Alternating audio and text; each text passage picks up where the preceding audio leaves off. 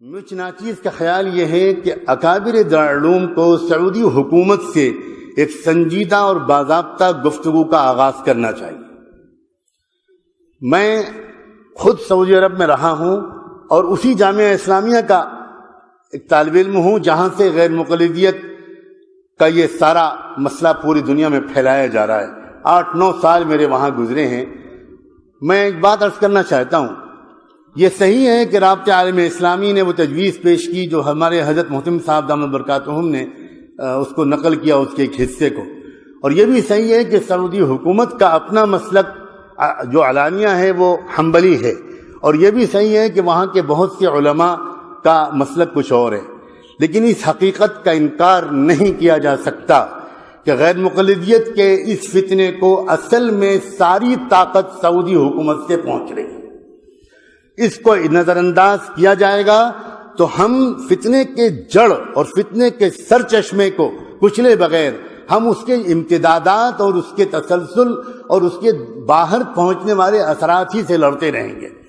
میں حوالے کے طور پر پیش کرنا چاہتا ہوں، سعودی حکومت کا جو شعبہ دعوت و ارشاد ہے اور اس کا جو شعبہ توعیت الجالیات ہے، اس کے حائل کے مرکز کے زیر اہتمام ابھی کچھ دنوں پہلے ایک تقریر کی گئی ہے، جس تقریر کی سی ڈی پوری دنیا میں لاکھوں کی تعداد میں پھیلائی گئی ہے۔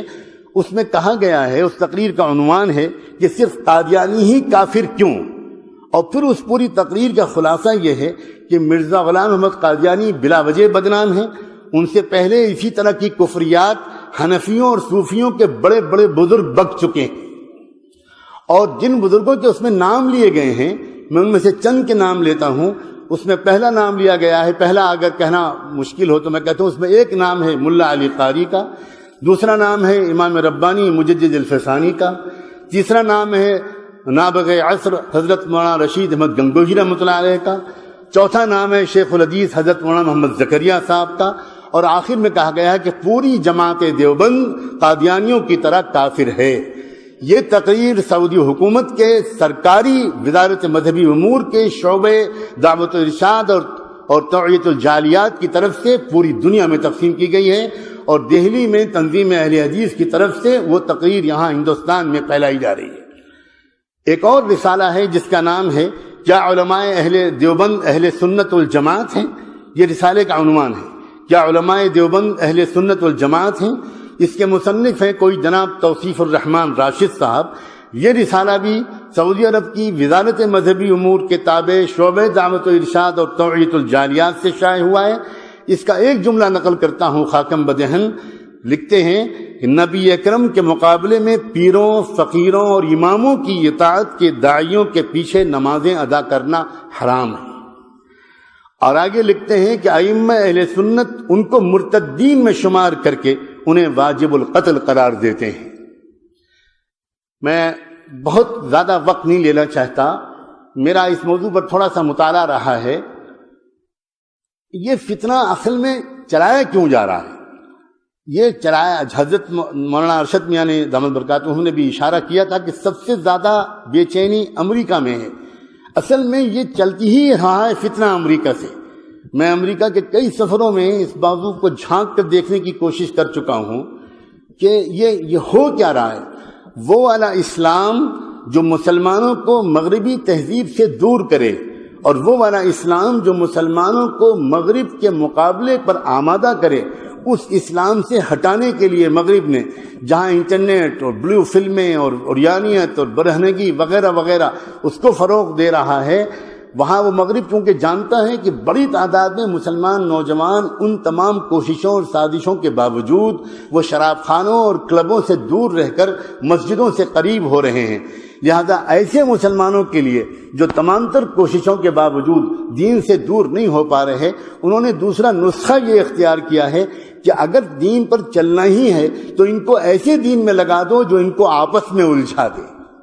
یہ ایک سوچے سمجھے منصوبے کے تحت ہو رہا ہے، اور میرے اپنی یقین کے مطابق سعودی حکومت کا ایک طبقہ اس منصوبے میں جانے یا انجانے شریک ہے۔ میں صرف اتنا عرض کرنا چاہتا ہوں کہ ہمارے اکابر دارالعلوم دیوبند ہی کا مقام ہے.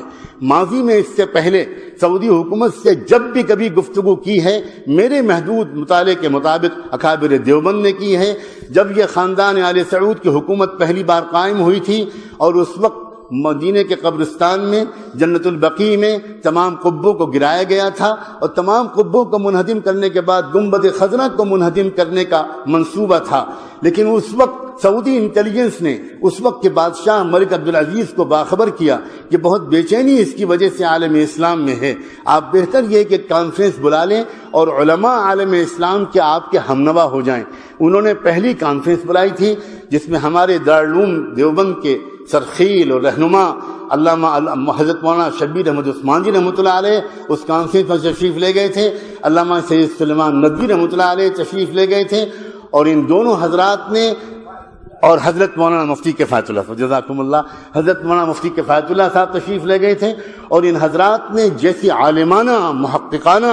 داعیانہ ایسی زبردست تقریریں وہاں پر کی اور احادیث کا انبار لگا دیا, اور احادیث کے وجوہ استدلال پر جو دارالعلوم دیوبند کا مسلک ہے اس پر جیسی بصیرت افروز روشنی ڈالی, ملک عبدالعزیز انگوش بدندہ رہ گئے. اور ملک نے برسرعام یہ کہا ان فی کلامک لوجاہہ,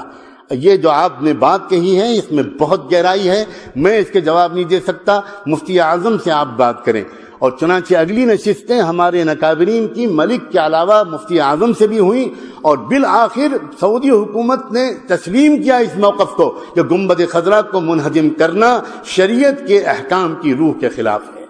اور پھر وہ پالیسی بدلی. اکابر علماء دیوبند کی سوا اس عاجز کو مجھے نظر نہیں آ سکتا, ہو سکتا ہے میری نظر کی کوتاہی ہو, میں انہی حضرات سے یہ امید کرتا ہوں اور اس سسکتی ہوئی پریشان حال امت کی طرف سے دستبستک گزارش کرتا ہوں, آپ ایک سنجیدہ گفتگو کا آغاز کریں, آپ اس کے اہل ہیں, آپ کہیں کہ ہم آپ سے کچھ بات کرنا چاہتے ہیں. یہ کیا ہو رہا ہے آپ کے ملک میں بیٹھ کر؟ آپ وقتی طور پر ہم اس سے تسلی میں نہیں آ سکتے کہ صاحب ہمارا یہ سرکاری مسلک نہیں ہے, نہیں ہے, یہ باتیں پوری طرح شواہد ان کا ساتھ نہیں دیتی. ایک تو میری تجویز یہ ہے. تیسری ایک تجویز یہ ہے کہ مجھے یاد آتا ہے, مجھے اس وقت حوالہ تو یاد نہیں آ رہا, میں اس وقت سفر کے دوران سے یہاں پر آیا ہوں. نواب چھتاری کا ایک دورہ کرایا گیا تھا برطانیہ کا, اور برطانیہ کے اس سفر میں انہوں نے ایک خفیہ ادارے کو دیکھا تھا جو شہری آبادی سے دور جنگل میں انگلینڈ میں چل رہا تھا, جہاں انگریزوں کو فقہ و حدیث پڑھائی جا رہی تھی, تفسیر و قرآن پڑھایا جا رہا تھا, اور انگریز لوگ داڑھی اور عمامے میں ملبوس وہاں پر تھے, ان میں سے ایک بھی کوئی مسلمان نہیں تھا, وہ سب یہودی اور عیسائی لوگ تھے. نواب چھتاری یہ دیکھ کر حیران رہ گئے تھے. اس وقت ان سے کہا گیا تھا یہ ہم اس لیے تیار کر رہے ہیں تاکہ یہ لوگ علماء بن کر عالم اسلام میں پھیلیں گے اور وہاں تشویش انگیز مسائل کو ابھار کر مسلمانوں کی طاقت کو منتشر کریں گے. میری ایک درخواست ہے, جب دارالعلوم ایک نئے عزائم کے ساتھ اس میدان کا بھی مقابلہ کرنے کے لیے اترتا ہوا نظر آ رہا ہے, آپ بڑی آسانی کے ساتھ ایک دو ریسرچ اسکالرز کو جو آپ کے اپنے فاضل ہوں, جو انگریزی اور عربی پر عبور رکھتے ہوں, ان کو لگائیے اس بات پر کہ وہ مغرب کے یونیورسٹیوں میں جو دستاویزیں موجود ہیں اس سلسلے کی چیزیں تلاش کرنے سے مل جاتی ہیں. مولانا احمد رضا خان کی جو خط و کتابت ہے انگریز حکومت سے, آج برٹش لائبریری میں وہ میسر ہے. اس سے پتہ لگ گیا ہے کہ احمد رضا خان صاحب اتنے زبردست علم کے باوجود اس راستے پر کیوں گئے تھے. اور ابھی ہمارے حضرت اکابر نے اشارہ کیا تھا, حضرت مولانا حبیب الرحمان صاحب نے, کہ میاں نذیر حسین پہلے کیا تھے اور پھر بعد میں کیا ہو گئے. اسی طرح یہ ریسرچ کی ضرورت ہے کہ آخر یہ جو سارا فتنہ اس وقت برپا کیا جا رہا ہے اس کی شروعات کیسے ہوئی اور اس وقت اس میں شدت کیوں لائی جا رہی ہے. اگر کوئی ریسرچ اس طرح کا دلائل سے بھرپور آراست ہو جائے گا تو انشاءاللہ امت کی حفاظت میں مدد ملے گی. میں بہت ممنون ہوں کہ میرے جیسے حقیر طالب علم کو یہ اعزاز بخشا گیا. جزاک